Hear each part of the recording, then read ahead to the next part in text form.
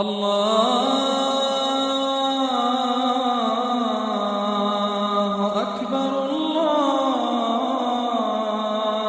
أكبر.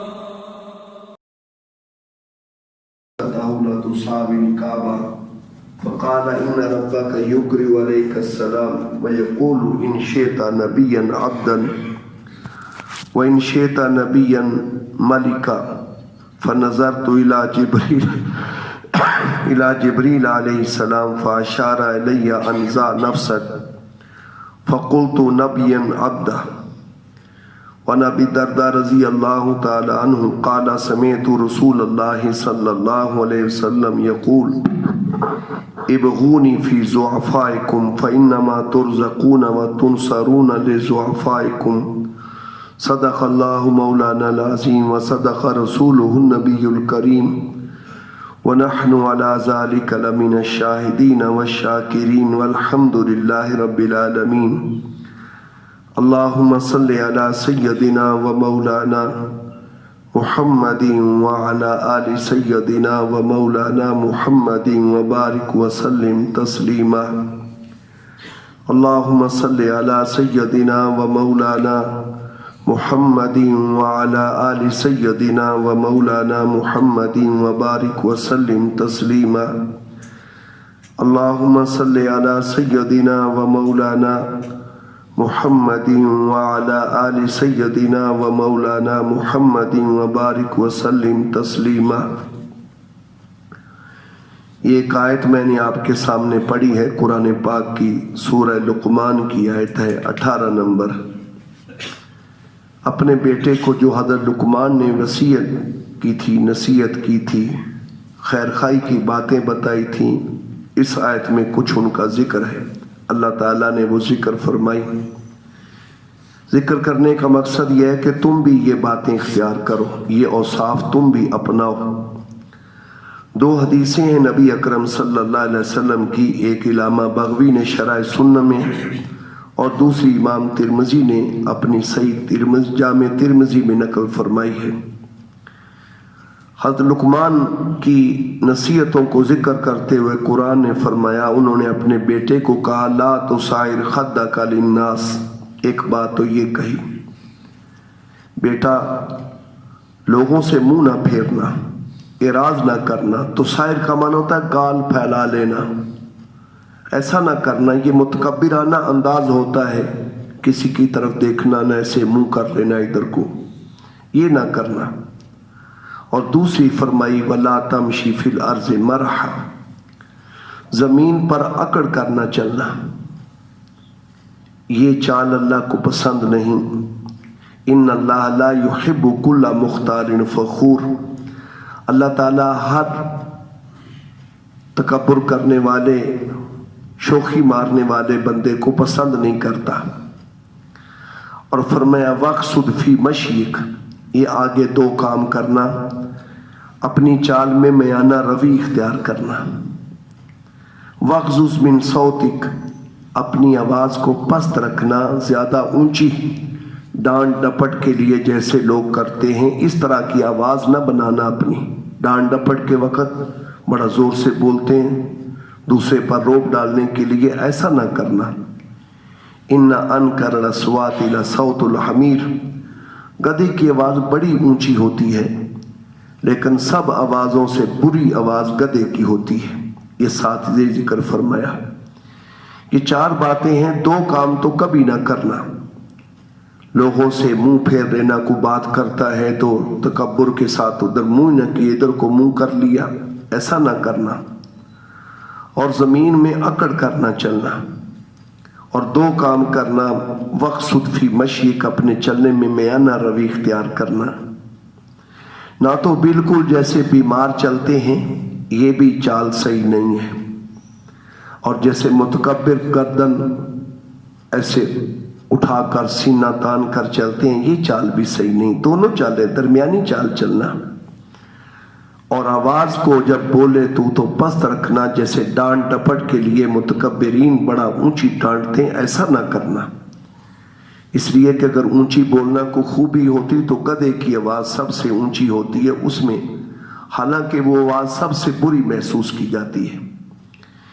کہ نبی اکرم صلی اللہ علیہ وسلم کی دو حدیثیں میں نے پڑھی تھیں۔ پہلی حدیث ہے اما عائشہ صدیقہ رضی اللہ تعالی عنہ سے، وہ راوی ہیں، وہ فرماتی ہیں کہ نبی کریم علیہ السلام نے مجھے فرمایا، عائشہ اگر میں چاہتا تو یہ سونے کے پہاڑ میرے ساتھ ساتھ چلتے، میں اس شان سے ہوتا، کسی بادشاہ کی ایسی شان نہ ہوتی جیسی میری شان ہوتی کہ سونے کے پہاڑ بن جاتے اور میرے ساتھ ساتھ چلتے۔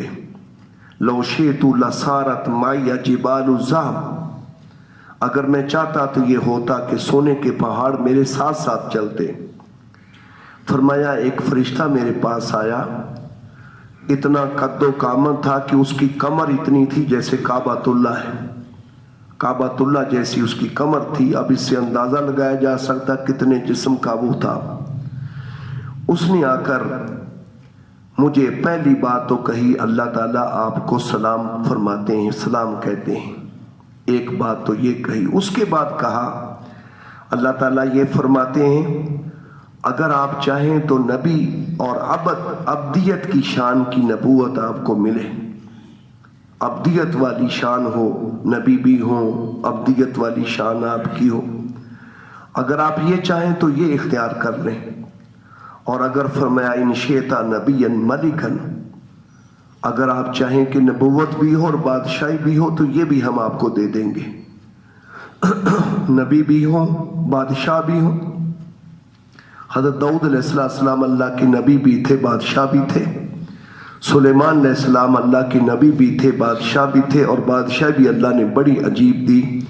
سورہ سعد کی 35 نمبر آیت میں اللہ تعالیٰ نے ان کا ذکر کیا، واقعے کا۔ ایک آزمائش تھی جس میں تھوڑی سی ان سے لغزش ہوئی تھی، اللہ نے تنبیہ فرمائی تو اللہ سے معافی مانگی۔ گناہ نہیں تھا، یہ ان کے اونچے مقام کے اعتبار سے بہرحال بات مناسب نہیں تھی ان کی، اس لیے اللہ نے تنبیہ فرمائی، رب اغفر لی۔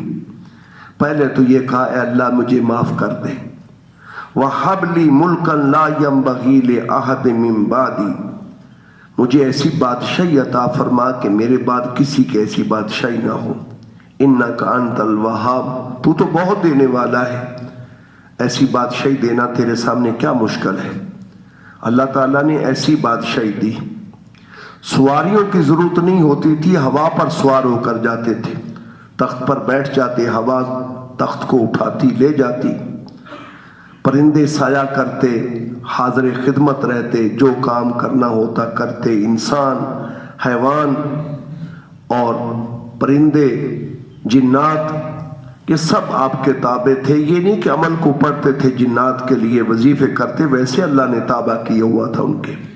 ایسی بادشاہی دی تو نبی اکرم صلی اللہ علیہ وسلم کو تو اس سے اچھی بادشاہی مل سکتی تھی، اس لیے فرمایا اللہ تعالیٰ کی طرف سے دو باتیں کہیں گئیں آپ کو، اگر چاہیں تو عبدیت والی شان کی نبوت اختیار کر لیں، اور اگر آپ چاہیں تو بادشاہی والی نبوت اختیار کریں۔ آپ نے فرمایا فنظرت الی جبریل علیہ السلام، نبی کریم علیہ السلام کی ایک حدیث مبارک ہے کہ دو زمین پر میرے وزیر ہیں، دو آسمان پر میرے وزیر ہیں، فرشتوں میں تو حضرت جبریل امین اور میکائیل میرے وزیر ہیں، مجھے مشورہ دیتے ہیں، اور زمین پر میرے جو وزیر ہیں وہ ابو بکر اور عمر ہیں، میں ان سے مشورے کرتا ہوں۔ راتوں کو بڑی بڑی دیر تک رات کو ان حضرات کے ساتھ مشورے کرتے رہتے، دونوں کے ساتھ۔ تو کہتے ہیں جبریل کھڑے تھے، میں نے جبریل کی طرف دیکھا کہ میں کیا جواب دوں اللہ کو، تو انہوں نے فرمایا فَأَشَارَ إِلَيَّ أَنْ ذَا نَفْسَكَ، یا رسول اللہ اپنے نفس کو نیچے کیجئے، ذا کا معنی نیچے گرائیے، عبدیت والی شان اختیار کیجئے، بادشاہی والی اختیار نہ کیجئے۔ مجھے اشارہ کیا عبدیت والی شان اختیار کیجئے، بادشاہی والی شان اختیار نہ کیجئے۔ فَقُلْتُ نَبِيًّا عَبْدًا، میں نے اللہ سے کہا یا اللہ میں عبدیت والی نبوت چاہتا ہوں، بادشاہی والی نبوت نہیں چاہتا۔ اور دوسری حدیث جو میں نے آپ کے سامنے پڑھی، ابو درداء رضی اللہ تعالیٰ عنہ کی حدیث ہے، ترمذی میں ہے، وہ فرماتے میں نے خود سنا نبی کریم علیہ السلام کو فرماتے ہوئے، آپ فرماتے تھے ابغونی فی ضعفائکم، اپنے کمزور لوگوں میں مجھے تلاش کیا کرو، میں تمہیں امیروں کے ہاں نہیں ملوں گا، کمزوروں کے، ضعیفوں کے، غریبوں کے ہاں تمہیں ملوں گا۔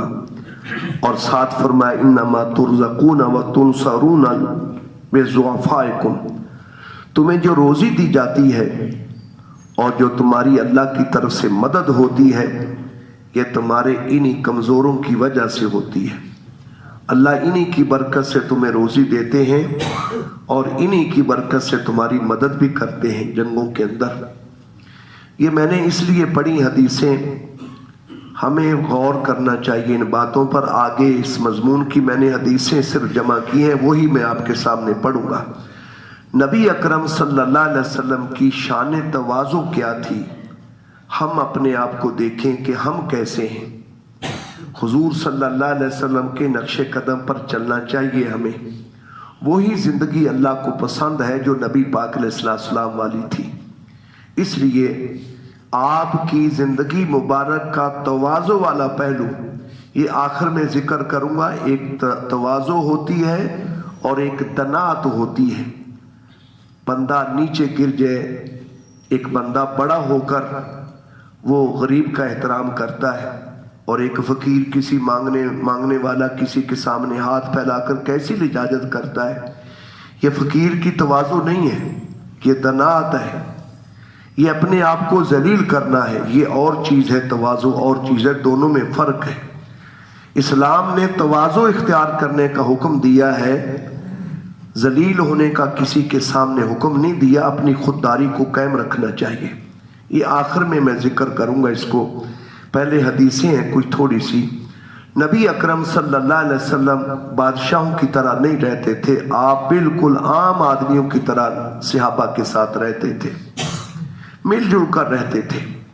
یہ حدیث ہے پہلی، حضرت قدامہ ابن عبداللہ ابن عامر رضی اللہ عنہ کہتے ہیں قال رأیت رسول اللہ صلی اللہ علیہ وسلم یرمی الجمرۃ علی ناقۃ شابہ، بھورے رنگ کی اونٹنی تھی نبی پاک علیہ السلام کی، بھورے رنگ کی۔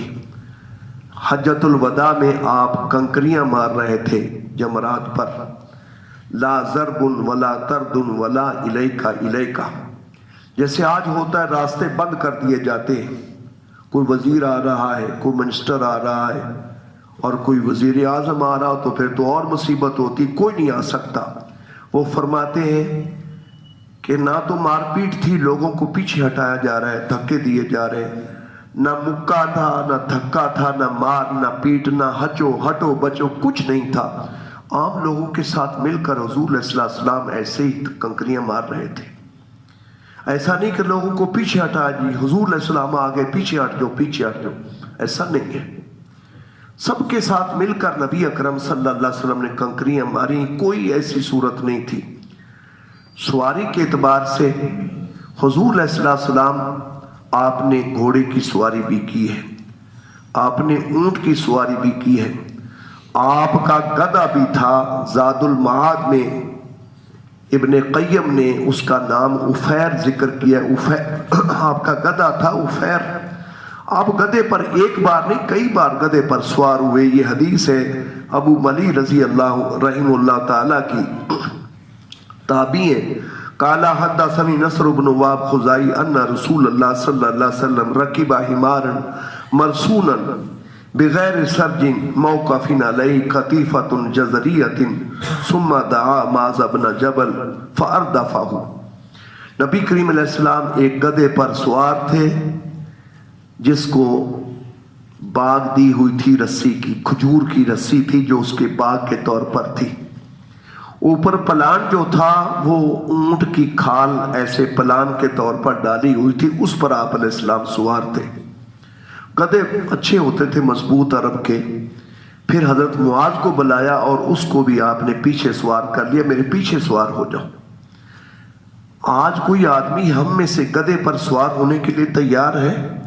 نام تو بڑے ہم لیتے ہیں نبی کریم علیہ السلام کی محبت کے اور عشق کے، اور اس پر کھانے پینے کا ہم بہت سلسلہ کر لیتے ہیں۔ جب عملی زندگی اختیار کرنی پڑتی ہے ہم صفر ہوتے ہیں بالکل۔ ہماری محبت صرف बस जुबान तक है, जहरी कामों तक है। हुजूर अलैहि सलाम की ये मैं हदीस जिक्र कर रहा हूँ आपके सामने। हज़रत उसामा इब्न ज़ैद रज़ी अल्लाह तआला अन्हु की सही बुखारी में हदीस है, अन्ना रसूल अल्लाह सल्लल्लाहु अलैहि वसल्लम रकीब अला हिमारिन अला काफिन अलैहि कतीफतुन फदकियतुन अर्दफा उसामा वराहु। नबी पाक अलैहिस्सलाम गधे पर सवार थे, उसके ऊपर ये फदक खैबर के इलाके का किला था, वहाँ की एक चादर थी बनी हुई, वो उस पर प्लान के तौर पर आपने रखी हुई थी। फिर आपने हज़रत उसामा को अपने पीछे बैठा लिया। हज़रत ज़ैद इब्न हारिसा के बेटे थे। नबी पाक अलैहिस्सलाम हज़रत ज़ैद से भी बड़ी मोहब्बत करते थे, उनके बेटे उसामा से भी बड़ी मोहब्बत कर पीछे बिठा लिया। और खाने के एतबार से नबी अकरम सल्लल्लाहु अलैहि वसल्लम की अम्मा आयशा सिद्दीक़ा फरमाती कालत काला रसूलुल्लाह सल्लल्लाहु अलैहि वसल्लम आकुलुकुमा याकुलुल अबद व अजलिसुकुमा यजलिस अबद। मैं ऐसे खाना खाता हूं जैसे गुलाम बैठकर खाना खाते हैं। एक आका और मालिक पहले जमाने में गुलाम होते थे, अब नहीं है वो, ये तो मजदूर होते हैं हमारे, गुलाम नहीं है। जैसे एक आका के सामने एक गुलाम बैठकर खाना खाता है, मैं अपने रब के सामने इस तरह बैठकर खाना खाता हूं। आप अलैहिस्सलाम दोनों घुटने जमीन पर टेक देते थे, ऐसे झुक कर आगे को खाना खाते थे। ये कैफियत ही आप सल्लल्लाहु अलैहि वसल्लम की। और फरमाया मैं ऐसे जमीन पर बैठता हूं जैसे गुलाम बैठते हैं। ये नबी करीम अलैहिस्सलाम के बैठने का अंदाज है। जमीन पर बैठकर खाते थे आप अलैहिस्सलाम। तिरमिज़ी में ये अबवाबुल आतिमा की सबसे पहली हदीस, वहां पर ये नबी पाक अलैहिस्सलाम ने कभी मेज कुर्सी पर खाना नहीं खाया। पहली हदीस ये है, मेज कुर्सी पर। और जैसे हमारे यहाँ होता है, बड़े डोंगे में सालन रख दिया जाता है, छोटी प्लेटों में डाल डाल कर, ऐसा था, उसी बर्तन में आता था, उसी में आप खा लेते थे। अगर कोई और साथ होता उसको शरीक कर लेते, तुम भी खाओ। ये आप सल्लल्लाहु अलैहि वसल्लम का मामूल था, ये जमीन पर बैठने की। यानी इब्ने अब्बास काला काना रसूलुल्लाह सल्लल्लाहु अलैहि वसल्लम यजलिसु अलल अर्ज़ व याकुलु अलल अर्ज़। जमीन पर बैठते थे, जमीन पर बैठकर खाना खाते थे। चलो कहीं दावत हो, कहीं आप हाल में गए हुए हैं, कुर्सियां मेज, घर में तो कभी हम बैठकर दस्तरखान नीचे बिठाकर सारे घर वालों को, बीवी को, बच्चों को बिठाएं, आओ सारे मिलकर खाना खाएं। हुजूर अलैहिस्सलाम की एक सुन्नत तो आज हम जिंदा कर लें, ये तो कोई मुश्किल नहीं है। चमड़े का दस्तरखान होता था नबी पाक अलैहिस्सलाम का, मामूली सा, उसको बिछा दिया जाता था, उसी पर बैठकर खाना खाते थे आप सल्लल्लाहु अलैहि वसल्लम। हजरत उबई इब्ने काब कहते हैं अन्ना नबी सल्लल्लाहु अलैहि वसल्लम काना यासु अला रुकबतैहि व काना ला यत्तकी। आप अलैहिस्सलाम ऐसे घुटनों पर जैसे बैठते हैं ना तहियात में, तो तहियात में तुम बिल्कुल नीचे बैठे, पीछे से ऐसे उखड़ू सा बैठते थे। इंतहाई अदब की हालत, कभी टेक नहीं लगाते थे आप सल्लल्लाहु अलैहि वसल्लम।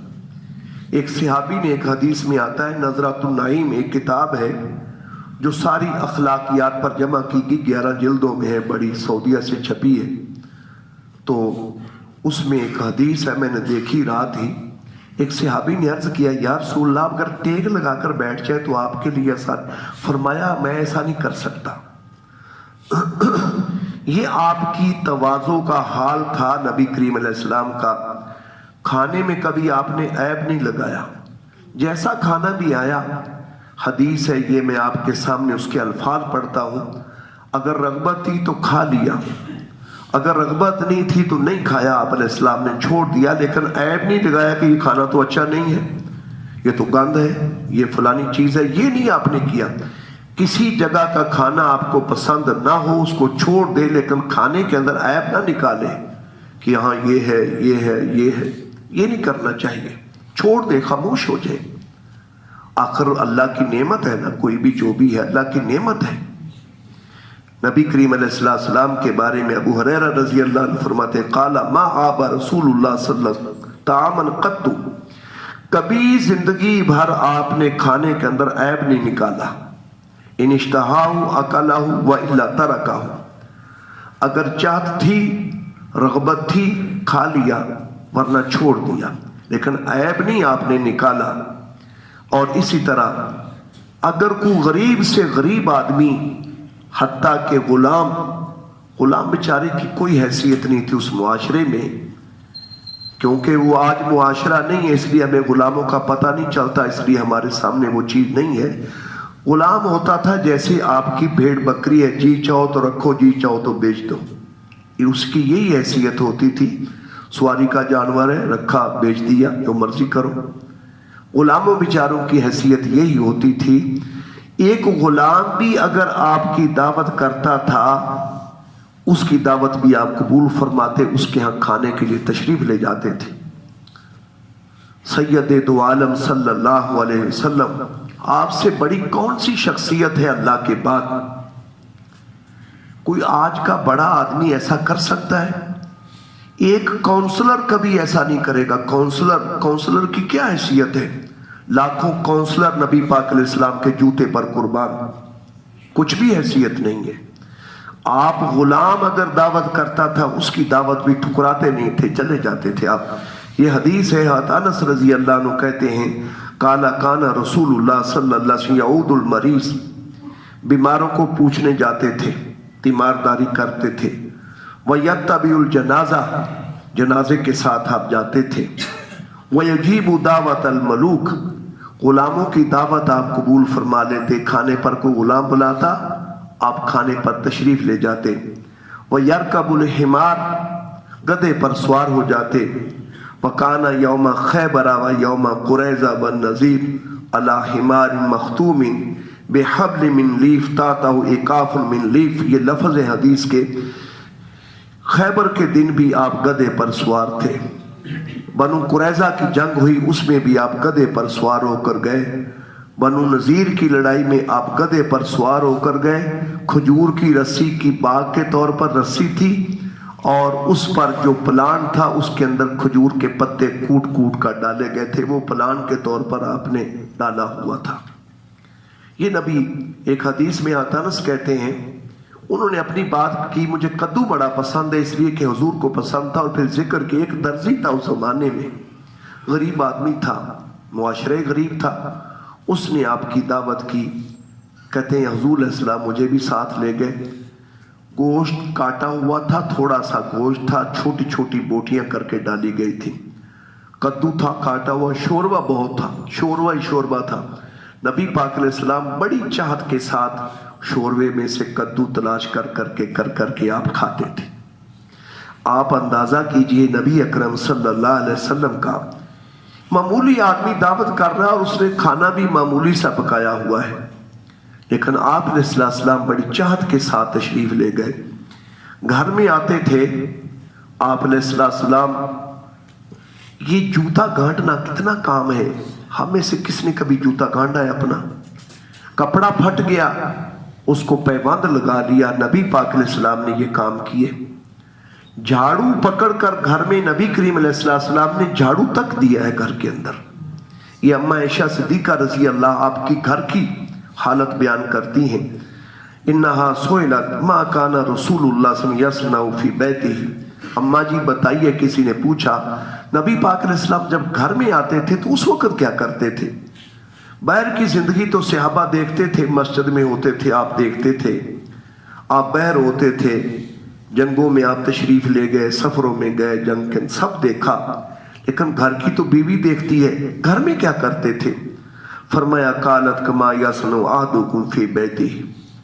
نبی پاک علیہ السلام گھر میں آ کر وہی کام کرتے تھے جو تم اپنے گھروں میں جا کر کرتے ہو. یقصف النعل، اپنے جوتے کو خود گانٹ لیتے تھے. وَيُرَقِّعُ الثَّوْبَ، کپڑا پھٹ جاتا تھا اس پر پیبند لگا لیتے تھے. ایک حدیث میں اماں عائشہ صدیقہ رضی اللہ تعالیٰ عنہ کو فرمایا، عائشہ جب تک کپڑے پر پیبند لگے اس کو پرانا نہ سمجھنا، جب تک کپڑے پر پیبند نہ لگے اس کو پرانا نہ سمجھنا. آج ہماری حالت یہ ہے، کپڑے کی ذرا شائننگ کم ہوتی ہے تو پھر ہم اس کو پہننا چھوڑ دیتے ہیں. ٹھیک ٹھاک ہوتا ہے کپڑا، کچھ بھی نہیں ہوتا، لیکن شائننگ کم ہو جاتی ہے اس کی، وہ ٹھاٹ باٹ نہیں رہتی پہننے کے ساتھ، تو ہم اس کو پہننا چھوڑ دیتے ہیں. آپ صلی اللہ علیہ وسلم جب تشریف لاتے تھے یہ پسند نہیں کرتے تھے کہ میرے لیے کھڑے ہو، صحابہ کو حکم تھا بیٹھے رہو۔ حضرت انس رضی اللہ عنہ فرماتے ہیں کم لم یکن شخص احب الیہ من رسول اللہ صلی اللہ علیہ وسلم، پہلی بات تو یہ کہی نبی پاک علیہ السلام سے زیادہ محبوب صحابہ کے ہاں کوئی ہستی نہیں تھی۔ نبی کریم علیہ السلام سے زیادہ کوئی ہستی محبوب نہیں تھی، حضور صلی اللہ علیہ وسلم کے علاوہ کوئی ہستی صحابہ کو محبوب نہیں تھی، حضور کے علاوہ ہی تھی۔ لیکن فَكَانُوا إِذَا رَأَوْهُ لَمْ يَقُومُوا إِلَيْهِ، لیکن جب صحابہ آپ کو دیکھتے تھے آپ کے لیے کھڑے نہیں ہوتے تھے۔ لِمَا يَعْرِفُونَ مِنْ كَرَاهِيَتِهِ لَهُ، اس لیے کہ وہ جانتے تھے کہ آپ اس کو پسند نہیں کرتے کہ میرے لیے کھڑے ہوں۔ آپ نے فرمایا جیسے اجمی بادشاہوں کے سامنے ان کے وزیر ان کے خدام ہاتھ باندھ کر کھڑے رہتے تھے، گھنٹوں گھنٹوں کھڑے رہتے تھے، فرمایا اس طرح نہ کرو جیسے کہ اجمی بادشاہوں کے سامنے تم کھڑے رہتے ہو۔ ایک مرتبہ ایک آدمی آیا، اللہ کے نبی تھے، اللہ نے جلال بھی دیا تھا بڑا، وہ کانپ رہا تھا آپ کے ڈر سے۔ آپ نے فرمایا کیوں ڈرتے ہو؟ میں عرب کی ایک ایسی عورت کا بیٹا ہوں جو خشک گوشت کھایا کرتی تھی۔ اندازہ کیجئے نبی اکرم صلی اللہ علیہ وسلم کا، اور اسی طرح آپ صلی اللہ علیہ وسلم صحابہ کے ساتھ بیٹھتے تو مل کر بیٹھتے۔ شروع میں ایسا تھا کہ بیر سے آنے والا پہچان نہیں سکتا تھا کہ محمد رسول اللہ کون ہے، آ کر پوچھنا پڑتا تھا۔ یہ حدیث ہے لمبی، میں آپ کے سامنے پڑھ دیتا ہوں برکت کے لیے اس کے الفاظ۔ حضرت ابو ہریرہ و ابو ذر دونوں کہتے ہیں قال کان نبی صلی اللہ علیہ وسلم یجلس بین ظہرین اصحابہم، اپنے صحابہ کے درمیان آپ بیٹھتے تھے۔ فیجیء الغریب، ایک بندہ بیر سے اجنبی آتا، ولا یدری ایہم ہوا، وہ نہیں جانتا تھا کہ آپ صلی اللہ علیہ وسلم قوم حتی یسأل، یہاں تک کہ پوچھتا۔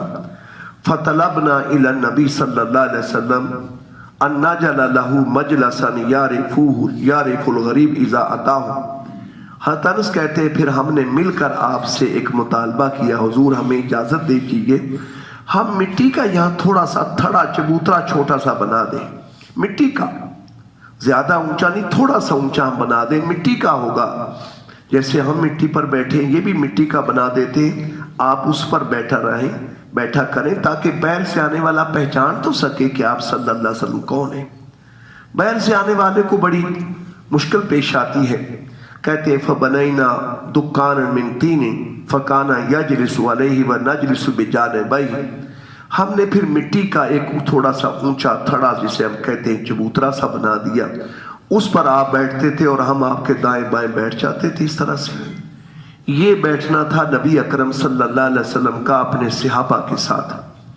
اور اسی طرح معمولی سے معمولی آدمی اگر آپ کو ملنا چاہتا تو آپ اس کے ملنے میں عار نہیں محسوس کرتے تھے۔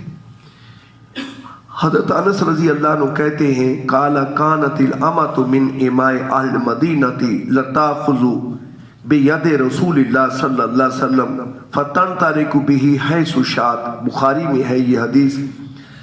ایک باندی تھی مدینہ کی، کسی کی باندی کی کیا حیثیت ہے بیچاری کی، باندی تھی، وہ کبھی ضرورت ہوتی آپ کا ہاتھ آ کر پکڑ لیتی، آپ کو لے جاتی، جہاں ضرورت ہوتی لے جاتی۔ یہاں تک کہ مدینے میں ایک حدیث اس کے ساتھ ہے، میں نے وہ نقل نہیں کی، لمبی تھی، اس کا خلاصہ مضمون یہ ہے کہ ایک عورت پاگل تھی، پھرا کرتی تھی، کبھی کبھی نبی پاک علیہ السلام کو راستے میں پکڑ کر کھڑا کر لیتی۔ آپ فرماتے جتنی دیر تو کہے گی میں تیرے ساتھ کھڑا رہوں گا، تو جو چاہے گی مجھے کہے گی میں سنوں گا، اور جو کہے گی میں تیری طلب پوری کروں گا۔ یہ حضور صلی اللہ علیہ وسلم کی شان تھی کہ معمولی سے معمولی آدمی کو ملنے کے لیے، آج ایک معمولی درجے کا آدمی ہو تو اس کو ملنا ہی مصیبت پڑ جاتی ہے، درمیان میں کتنے واسطے طے کرنے پڑتے ہیں۔ اور اسی طرح صحابہ پر پھر اس کا اثر تھا اس زندگی کا۔ حضرت عمر رضی اللہ عنہ، یہ حدیث ہے ایک لمبی ہے، مستدرک کے حاکم کے اندر لمبی حدیث ہے، میں تھوڑا سا حصہ اس کا پڑھوں گا، پہلے میں اس کا خلاصہ بیان کر دیتا ہوں۔ یہ نظرۃ النعیم میں ہے، مستدرک کے حاکم میں ہے۔ حضرت نبی کریم علیہ السلام حضرت عمر رضی اللہ عنہ جب شام کی طرف گئے ہیں، ابو عبیدہ وہاں کے سپہ سالار اور کمانڈر ان چیف تھے، چیف آف آرمی سٹاف یہ تھے اس وقت. تو کہتے ہیں کہ ایک راستہ تھا، وہاں سے پانی سے گزرنا تھا. حضرت عمر رضی اللہ عنہ اونٹنی پر گئے تھے سوار ہو کر، کھڑے ہوئے، اپنے موزے اتارے، موزے اتار کر کندھے پر رکھ لیے، اونٹنی کی نکیل پڑی اور پانی میں چل پڑے پار ہونے کے لیے. حضرت ابو عبیدہ نے کہا حضرت سامنے عیسائی دیکھ رہے ہیں جن کے ساتھ ہماری جنگ ہے اور جن کے مطالبے پر ہم نے آپ سے درخواست کی کہ آئے کہ وہ بیت المقدس کو بغیر لڑنے کے ہمارے حوالے کرنے کے لیے تیار ہیں، لیکن آپ کی آمد پر آپ کو دیکھنا چاہتے ہیں، وہ دیکھ کر کیا کہیں گے. یہ بات کہی ابو عبیدہ نے کہ آپ نے تو موزے اتار لیے، اونٹنی سے اتر گئے اور پانی میں اس طرح سے کپڑا اوپر کیا، تھوڑا سا چل پڑے. آپ نے جو لفظ آگے فرمائے ہیں میں وہ عربی کے آپ کے سامنے پڑھتا ہوں. وقال عمر اوہ لو یقل ذاک غیر ابا عبیدہ، اوہ ابو عبیدہ کاش کے بات یہ تو کہنے والا نہ ہوتا، کوئی اور کہتا مجھے. تو صحابی رسول، اس امت کا امین، جس کو نبی پاک علیہ السلام نے فرمایا ابو عبیدہ میری امت کے امین ہے، آپ نے مجھے یہ بات کہہ دی ہے. اور آگے فرمایا جعلتہ نکالا لامت محمد صلی اللہ علیہ وسلم، میں یہ اپنی زندگی کا فعل اپنے پیارے حبیب کی امت کے لیے ایک نمونہ بنا کر چھوڑ کر جانا چاہتا ہوں. اور آگے کہا انا کنا اذل قوم، ہم دنیا میں سب قوموں سے ذلیل تر قوم سمجھے جاتے تھے. فعزنا اللہ بالاسلام، اللہ نے یہ اسلام یہ عزت دی ہے، اسلام کی وجہ سے ہمیں عزت دی ہے.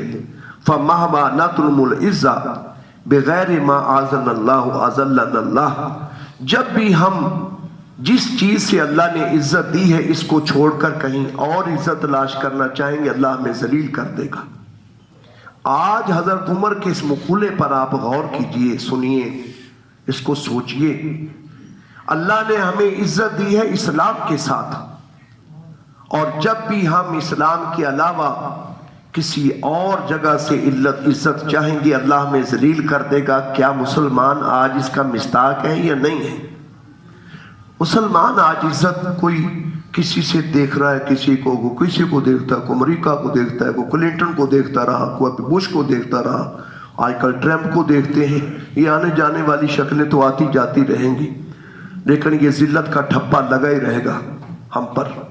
یہ بات آپ نے فرمائی کہ دیکھو ایسا ہے. یہ میں نے کچھ آپ کے سامنے تھوڑا سا ذکر کیا ہے. نبی پاک علیہ السلام کی حالت تواضع کی کیا تھی.